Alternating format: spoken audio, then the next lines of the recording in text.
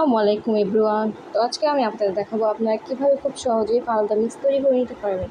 তো আমি প্রথমেই একটা পরিমাণ পানি দেওয়ার পর এখানে আমি আমার যে জেলিটা আছে সেটা তৈরি করে নেব। এর জন্য আমি এটাকে খুব ভালোভাবে জাল দেবো যেন এটা অনেক ঘন হয়ে আসে। এটা যদি আপনি ঘন না করেন তাহলে কিন্তু এটা ভালোভাবে জমবে না, আর যদি এটা না জমে তাহলে এটা কিন্তু খেতে একদমই ভালো লাগবে না। তো প্রথমেই আমি গ্রিন কালারের যে জেলিটা আছে সেটা তৈরি করে নিচ্ছি। এখন আমি আরও একটা জেলি আছে সেটাও তৈরি করে নেব।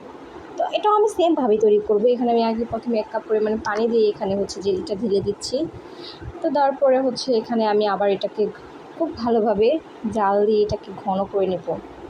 তো ঘন করার পর এটাকে আমি আবার ঢেলে দিচ্ছি ঠান্ডা হওয়ার জন্য। এটা ঠান্ডা করার জন্য আমি প্রথমে বাইরে রেখে তারপর ফ্রিজে রেখে দিব। এরপর আমি দিয়ে দিচ্ছি আরেকটা পাত্রের দুধ। এখানে আমি আপনার যে প্রাণের দুধটা আছে সেটা ইউজ করেছি। এখন আমি এর মধ্যে দিয়ে দিচ্ছি দুধটা গরম হওয়ার পরে যে ফালুদা মিক্সটা ছিল সেটা দিয়ে দিয়েছি।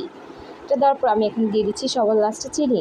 তো চিনি দেওয়ার আগে অনেকে বলতে পারেন যে আপু এখানে কি আপনি কি চুলা বন্ধ করে তারপরে দিয়েছেন? না, আমার কারেন্ট চলে গিয়েছিল যার জন্য আমি দেখাতে পারলাম না, কিন্তু আমি পরে আবার ঠিকভাবে জাল দিয়ে নিয়েছি। দেখুন কত সুন্দর হয়ে গেছে। এখন আমি এর মধ্যে দিয়ে দিচ্ছি ফল। আপনার যার যেই ধরনের ফল ইচ্ছা আপনি সেই ধরনের ফল ইউজ করতে পারেন, কিন্তু কলাটা মাস্ট বি আর আপেলটা মাস্ট বি দিবেন, দেওয়ার ট্রাই করবেন, কারণ আপনার ফালুদাতে আপনার কলাটা খেতে বেশি একটা ভালো লাগে।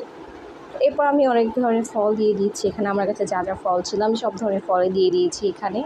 তো আপনারা আপনাদের মন অনুযায়ী এখানে ফল ইউজ করবেন, কিন্তু যদি আপনি একটু কালারফুল ফল ইউজ করেন তাহলে এটা দেখতে সুন্দর লাগে আর খেতেও ভালো লাগে। এখানে আমি জেলিটা সব ধরনের ফল দেওয়ার পর জেলি করে দিয়ে দিচ্ছি। এখন দিয়ে দিচ্ছি আইসক্রিম। তো দেখুন তৈরি হয়ে গেল আমার মজাদার ঠান্ডা ঠান্ডা ফালুদা। তো আপনারা খুব সহজেই এইভাবে তৈরি করে নিতে পারেন ফালুদা।